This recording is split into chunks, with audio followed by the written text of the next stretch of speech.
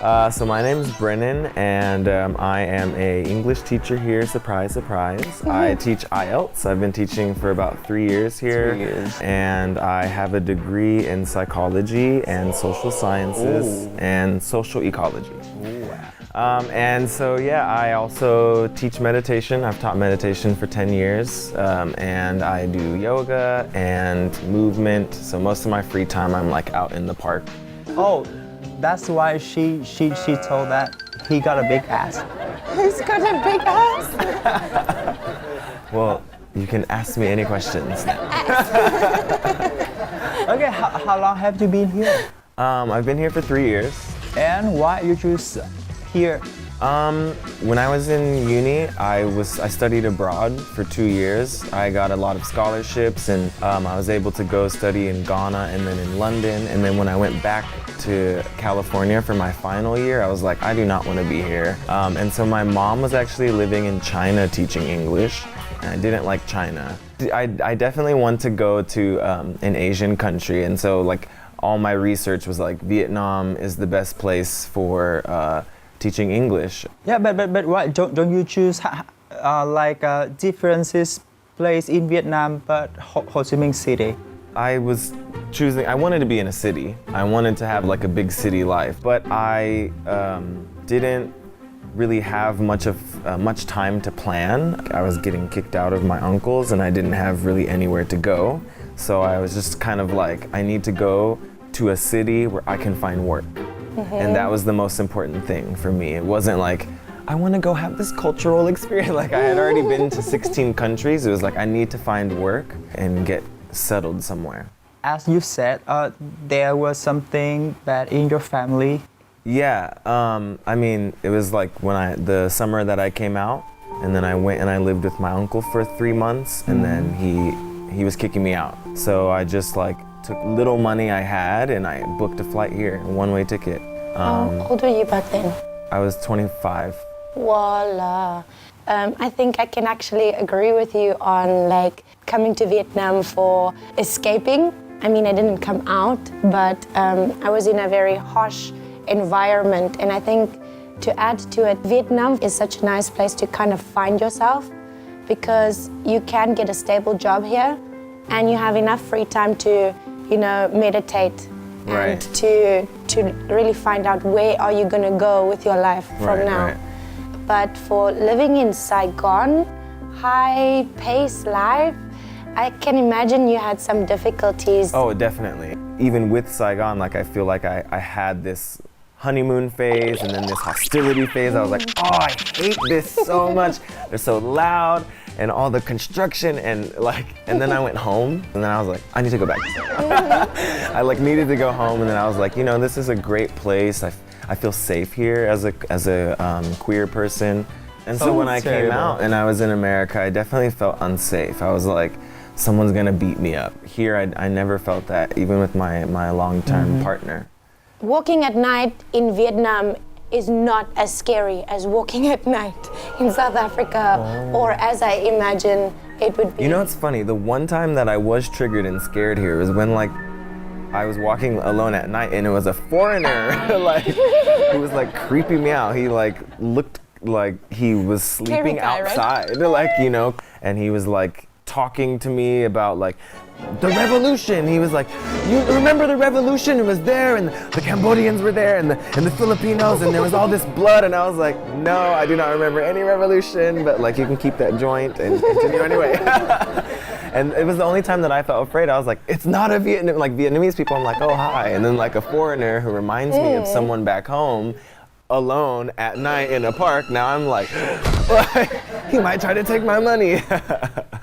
The little I have. Why didn't you live with your mom and dad, but your uncle?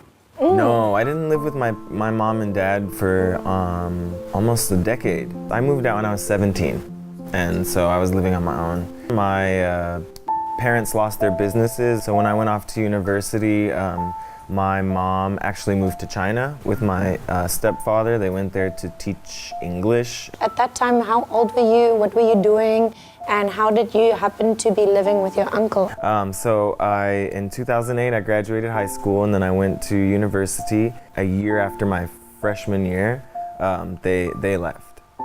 I moved to Orange County, which is like a 2-hour drive from where I was living. And then I actually got kicked out of my university. I didn't pass a certain class. So I continued working and I went to a community college and then transferred to the University of California. You managed that all by yourself? All by myself. Oh my God. I was in school for 8 years.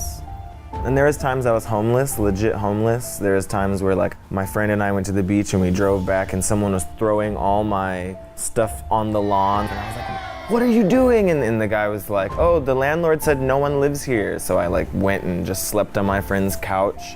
And so I was very used to surviving. So yeah, when I got to my uncle's and then when I came there, like, I don't think they could understand how big it was that I had just come out of the closet. I came out like a month before. And so for them, there was no new Brennan, there was just Brennan. And the only reason I went there was because my senior year, I was applying for a Fulbright scholarship and they fully fund a 1 year of study. I was the only applicant who was already accepted into a program. In my mind, I was like, I'm gonna graduate and go to London. So for a year, I worked on this scholarship. Finding my time to shine, right? And then I didn't get it. And so I was just kind of angry at the world and I was angry at this meditation and I was angry at God. I was like, I believe I've been doing everything right and why didn't I get this? So I came out the same summer I graduated. So in a lot of ways, it was a huge kaboom of lots of things happening. And so when I came out, I lost my religion. You know, we don't support that. So I lost school, I lost that stability, I lost my straight identity, and then I lost my religion. And I showed up on my uncle's doorstep, and they were like, "You need to work." They had a farm, and so I was working on the farm, and they wanted 20 hours a week from me, and I was also working at Starbucks and I was working at a food truck, so I was working 7 days a week. If I asked for rest, they were like, you need to work, you should not be lazy, we're letting you stay here. Oh my God. And so we just had a lot of conflict. You know, I wanted to rest, I was exhausted, I was tired. People do not see emotional strain. No, they don't. It was invisible to them. You know, like they needed to teach me a lesson in responsibility. They didn't see that I had been surviving for 8 years. I didn't need them to tell me, work hard. And right now, what I don't need is that lesson. What I need is love. No one really ever was like, we want you to know you're safe here. You know, we want you to know that we love you. So, I know I need to be strong, but can you make me feel strong? Can you make me feel supported? Can you make me feel my existence is important? And so I was in this situation where like, really it was my aunt. My aunt secretly just did not like me, but she didn't want to get her hands dirty with me. So she was sending my uncle, she was sending my cousin to yell at me and to be like, you need to do this and you need to do that. And I slowly just found that, you became a responsibility. I became a responsibility. And she did not like you for that. And so I sat them down finally and I was like, here, I have a 3-month plan to go to Vietnam. I've been thinking about it, what are your thoughts? And they were like, oh, well actually, we were gonna tell you that you actually have 30 days to move out. And you know, I was like, well, is there any way I can just stay for 90 days? Like I know exactly what I need to save. And my aunt was just like, Brennan, you don't have a say in this. And I was sitting in there, sitting like this, and I like looked at my uncle and I was like, can you help me here? Like, and then I looked at my uncle and I was like, I'm tired. I'm tired of doing this. You know, I was kicked out when I was 12. My mother kicked me out on Christmas. Over the 8 years throughout school, I had over 50 roommates. That's how many times I moved. My stuff was constantly like in bags, in boxes. And so I really thought that I could relax there and just recuperate and recover, you know? And it ended up, that was by far the loneliest time of my life, the darkest time of my life, because even though I was going through stuff, I always had my siblings, I had my friends, but there I was on this farm and I had no one. I I had absolutely no one. So you said that when you were 5, your dad abused you, like My stepfather. your stepfather. Stepfather. Yeah, my mom remarried, and my stepfather was emotionally and physically and mentally abusive. What happened to your real father? He moved to Arizona. It was visitation, so we lived mostly with my mom. My stepfather, he's very manipulative, and of the 6 kids, I was the one that couldn't be manipulated. The one sassy one, right? No, not sassy. But talking back, right? I was talking back. I was the I would be like, why do I have to call you dad? You're not my dad. You know, smack you. I'm your dad. When we would call CPS, Child Protective Services, and we would go to court to say like he was being abusive, he would buy everyone donuts and like spend the whole week kind of treating all the kids. And then I found out later that I was the only one who was telling a consistent story. You know, and so he didn't like that. So when I was 12, and so it was Christmas, like the most special day, and everyone was getting these gifts that I wasn't getting. And so I was like, why are they getting these gifts? I was asking my parents, they're like, oh, we have a special gift for you. And then we went to the airport to go to my dad's, and my mom handed me a manila envelope with 2 collage photos and some papers that I didn't know. And I was like, and I saw the photos, it was our family. She was like, those are your immunization records, so you can enroll in school with your dad. Because if you think he's so great, you should stay with him. Gosh. And so you can't come back. What kind of mom would do that? That's intense. Like how can they do that? Like just post you off on Christmas and then wrap it up as a gift. It was him. He manipulated her to think that it made sense. And so like Christmas now, I always get really sad around Christmas. I mean, it was from all angles, you know. It was physical, it was emotional. It's taken a lot of work to heal that. Coming back to what I was saying with my uncle, I remember very specific moments when I looked in his eyes and I was like, I am tired of being kicked out. And I'm trying my best not to piss anyone off, and I'm just begging you, please don't do that to me too. And because we were strangers and he had no idea of my history and no idea of what I was really carrying with me, he ended up, you know, adding to that experience for me. So yeah. Also, so get back to your childhood. When did you realize that the difference of your sexuality? That's interesting. I think that I was made fun of for being gay before I knew what it was or what I was, and so like masculinity is very intense in America, but especially in communities of color. Like I'm from a Black and Latino community, and it's very normal for people to, you know, say, "Why you acting like a little bitch? Why you acting like a little faggot?" You know, I have a twin sister. Oh, yeah, What? I have a twin sister. I had my brothers and then my sister, and so like I liked boy things. I genuinely like the superheroes and the ninjas and the action movies and the fighting and then the bikes and the cars and yeah, but I also loved playing with my sister's Barbies or like sometimes wearing her dress, and there was an age where she started to have her own friends. I wanted to hang out with her girlfriends. One of her friends came over and was like obsessed with Britney Spears. She was like, "Have you heard Britney Spears?" It was like in 1997, like when her first album came out, and then I became obsessed with Britney Spears. I would blast it. like a baby one more time. Hit me, baby, one more time. Yeah.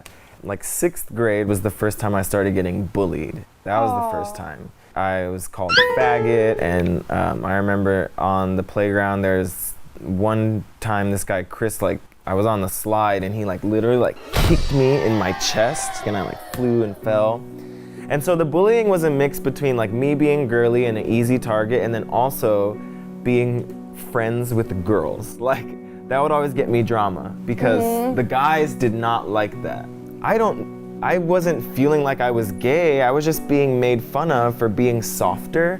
for not being, I'm a man. Yeah. But then in junior high, I started being more attracted to men. I think it was like seeing gay porn. Where did you see that? I like watched a lot of porn. Like my brothers, we'd always be like, oh, look at this, and a Playboy magazine, and like, oh, look at this website. And like one day I like clicked on it and was like intrigued so much. But then also throughout high school, I had all of these like secret relationships in my head. There were like guys that were like in my class that I was like secretly had a crush on, and like was picturing like this whole thing while having girlfriends. You had a girlfriend, but you crushed on a guy. Yeah. So you date a girl before? I dated many women. I had many girls found me attractive. But then when I was my senior year, my sister was like, oh, this gay guy in the band room, he thinks you're so hot. And she told me that, and I was like, that's gross. And then it secretly like this was the first time that I had some guy say, it was always like girls were always saying they were attracted to me. They were always sending me love notes. And so that became like, it really turned something on in me, and I was like really intrigued, and I was like, and it was nice because he was in the band, and like no one knows him. It's kind of safe. Like I was always afraid, oh, my friends cannot find out. And I had a lot of friends. I was very social, and so there was this guy who no one knew who was attracted to me. And so like I did this like long like way of getting into contact with him. Like I slowly started going, my sister would hang out in the band room, so I slowly started going there. And actually I reached out to one of my sister's cheerleader friends, Donald. He's one of my best friends in life now. He's super gay. Like the most gay like ever. Just like he would come up to track in like booty shorts that said bitch. And he'd be like, what's up bitch, what's up Lagman, let's go. You know, he was always doing all that. And so I reached out to him. I was like, I have feelings for this guy. Can you help me? And so he was helping me through that. And so that summer I had this like summer fling with this kid from band. We ended up like arguing and breaking up. How long was the relationship? It was 3 weeks. In teenage time, that's like a lot. But I was taking my parents' car to his place because he was like also not out of the closet, and I actually got caught taking the car.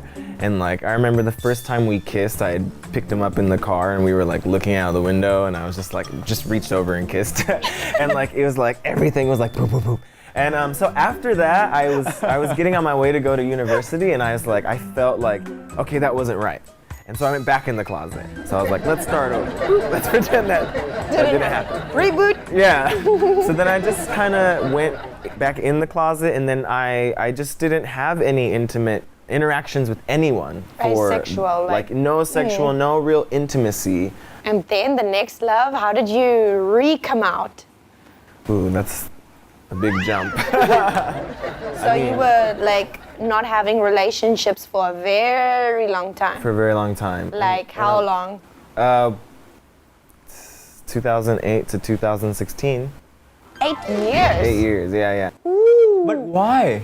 Well, when my mom moved to China and I got kicked out of my university, I was very depressed. And I was just angry. I was really angry at my mom. I was like, why am I here? I don't know what to do. My health and everything went down, down, down. And then my mom was doing this meditation that became my religion. And I called her one day. I was like, I need to meditate. I want to try it. And we meditated on Skype. It was the first time in my life that I felt my spirit, and I just jumped into this meditation. So I went from the life of the party to like staunch meditation. Like I was like, I'm not gonna cuss. I'm like gonna wake up at 5 a.m. I'm not even gonna drink coffee because coffee is bad for you. Yeah. I found in this meditation, in this ideology, they're like, homosexuality is like imbalance inside of yourself, and if you meditate, you can pray it away.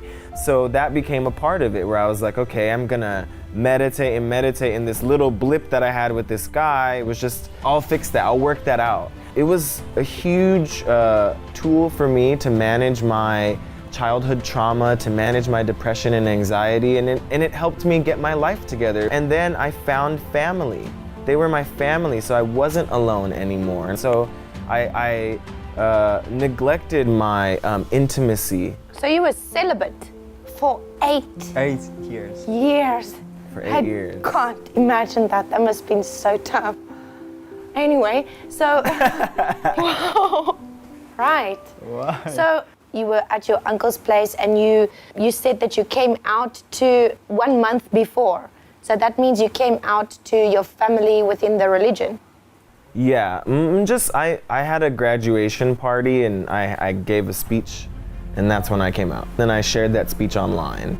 I think like coming out is not a singular event, it's like a huge ongoing process. Continuously have to come out, dude. But I think the defining moment is really coming out to yourself.